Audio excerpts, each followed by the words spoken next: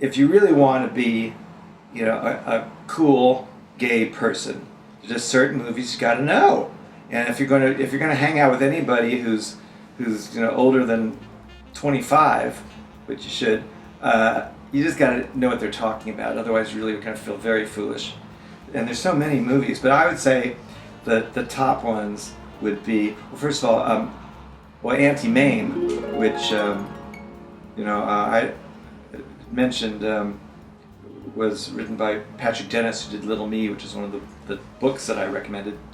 And Anti-Mame really, oh my gosh, it's the story of this outrageous free spirit woman who raises her young nephew. It's kind of the story of my life, but and she's such a wild character. It's just, and Rosalind Russell is brilliant in this movie, and the way many gay people identify with with both characters, in a way that a lot of gay people relate to the kid, but I think more so, this flamboyant woman who you can almost see as a stand-in for a certain kind of gay man whose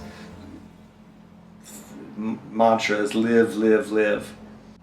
Well, All About Eve certainly is one of the screen's great comedies, and it's about Betty Davis, gives maybe her greatest performance, and it's set in the New York theater, and it's about she plays this great star who meets a young fan who she brings into her life, who ends up taking over and trying to steal her man, her career, everything. And it really is kind of a metaphor for any situation where there's an up-and-coming person who's trying to get someplace at the expense of the older person. Judy Garland is just to me, she was just the greatest actress, singer, entertainer ever. And I mean, I could have a list of just list of just 10 of her movies you should see, but I'll just limit it to one.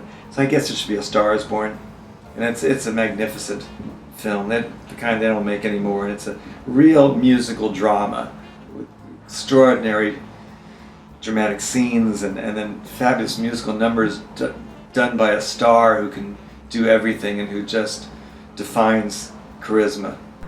Well, I'm gonna show my age a little now, but one of the most influential documentaries that I ever saw, or movies in general, was called Coming Out.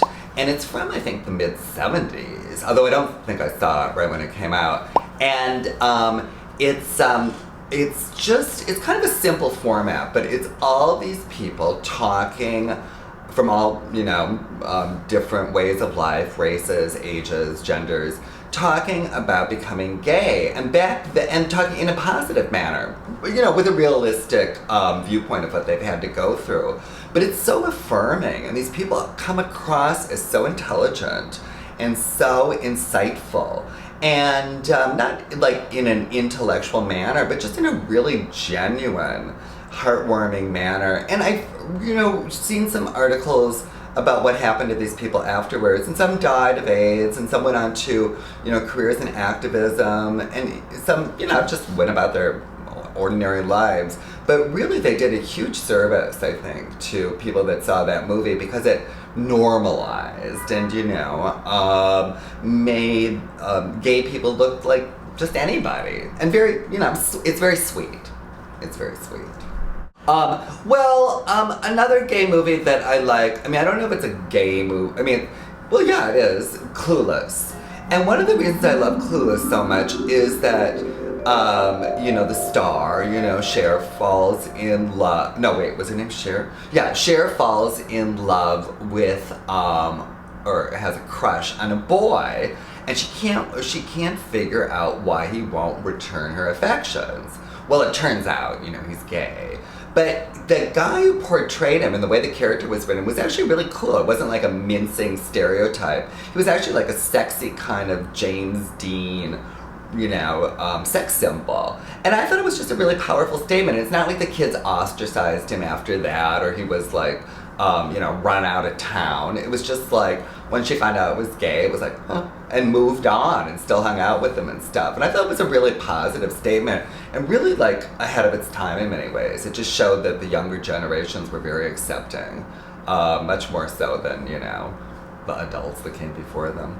Movies. Sunset Boulevard. I love that movie. I recently watched it again for the umpteenth time. What a masterpiece. So many great lines. Every kid should see this film.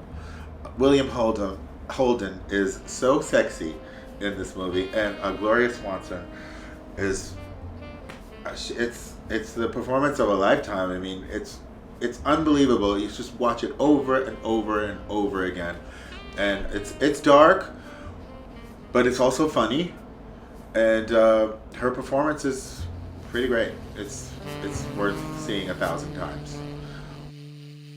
Paris is Burning. I think the kids are pretty aware of that one, though. They're not aware of it? God, that's the movie that keeps on giving, man. It's like, I could watch it right now and I know that I would find something new in it. And it's some new thing that I'd start saying as my new catchphrase. It's just the gift that keeps on giving. It's amazing. Annie. I know. I figured no one's gonna have the guts to talk. No, everyone's gay shame is gonna be too great to talk about Annie, but I'm gonna have to just talk about Annie, and the influence of Annie, and wanting to be Annie with, I had a Jufro, but it wasn't quite a ginger fro, a ginger fro. So, but and then there's like, I was lucky because I grew up with a father who was a musical theater queen, and so he imparted a lot of seminal texts to me. So the Gypsy movie with Rosalind Russell, although someone else was singing her part, I don't know who, but it wasn't her singing, but she was amazing, Rosalind Russell, but who got the part over Ethel Merman, because Ethel Merman was a Broadway star and they didn't think that she could carry the film, even though she was so iconic as Mama Rose, the original Mama Rose.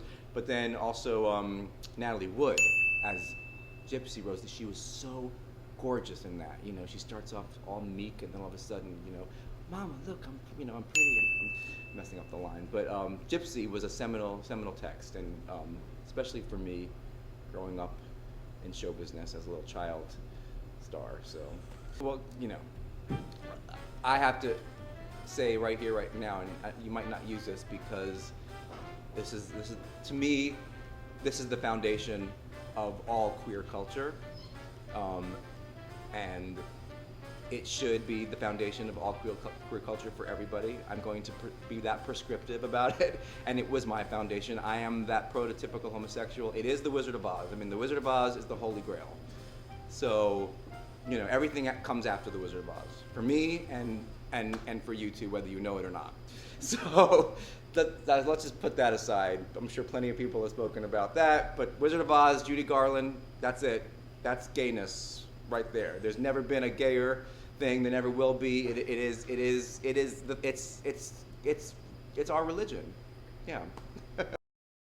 When I finally realized that I came into who Joey Arias was, all the influences I've had growing up from North Carolina to LA, and then when I came to New York to reinvent myself, the moment I snapped and realized